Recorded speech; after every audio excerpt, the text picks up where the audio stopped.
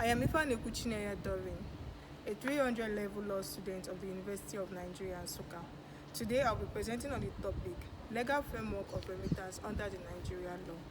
First of all, it is important to note that remittance is a vital component in Nigeria's economy, with billions of dollars flowing into the country each year.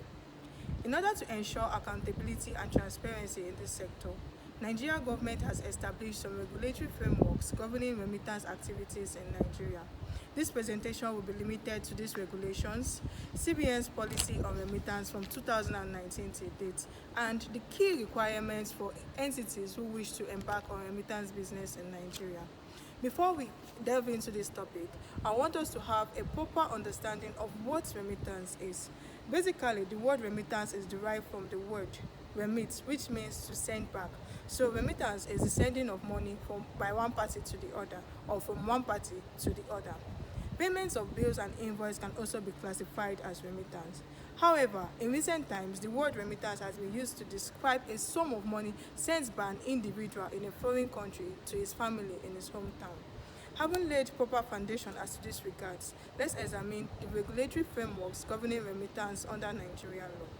The first on our list is the CBN Anti-Money Laundering and Financing Terrorism in Banks and Financial Institutions Act of 2013.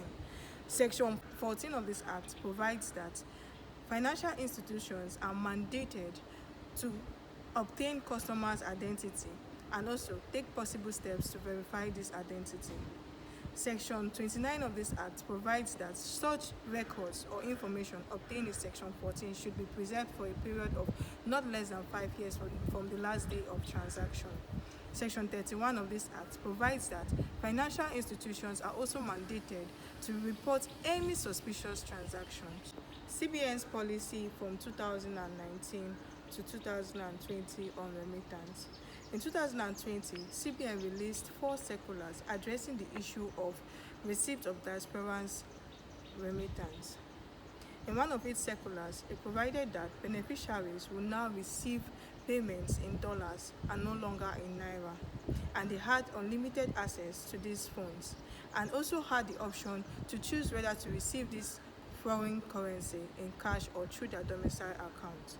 In 2021, CBN established or introduced the Naira $4 policy, which was aimed at giving beneficiaries 5 Naira for each transaction or each withdrawal of $1.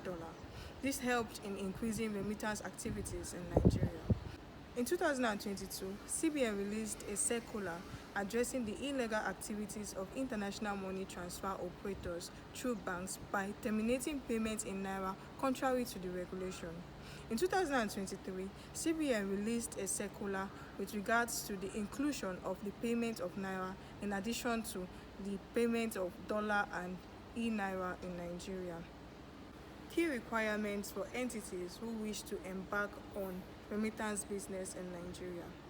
Pursuant to Section 8 of the Company and Allied Matters Act, the CAC has the duty, inter alia, to supervise, see to the execution, administration, and registration of companies, of which banks and financial institutions like remittance companies are part of.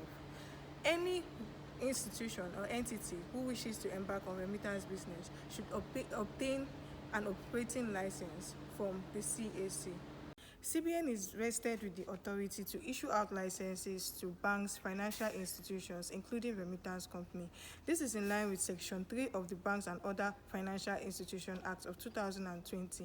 Again, another key requirement is the minimum paid-up share capital of 2 million naira for companies in Nigeria and 2 billion naira for companies in Nigeria and 50 million naira for companies outside Nigeria. Another key requirement is also the tax clearance certificate for 3 years and a project development plan. It is important to acknowledge the fact that CBN has constantly released circulars and regulations with the aim of improving remittance activities in Nigeria. However, the fact that these regulations are not confined in a central legal framework is a major issue for both interpreters and remittance companies who find it difficult or hard to meet up with this ever-evolving or ever-changing trend of this regulation. It is suggested that lawmakers should make a cumulative compilation of this regulation in a single legal framework, wherein bearing in mind the heterogeneous nature of Nigeria. Also, seeing that there is little or no infrastructure in some rural parts of Nigeria makes it most impossible to send and receive funds. It is suggested that government should bridge the infrastructure gap between rural and urban areas of Nigeria. Finally, since the world is going digital, ineffective technology in these rural areas might pose a threat to data security, which may lead to a breach of our fundamental human rights as guaranteed in Section 27 of the 1999 Constitution of the Federal Republic of Nigeria as amended. This might also create an enabling environment for cyber crimes.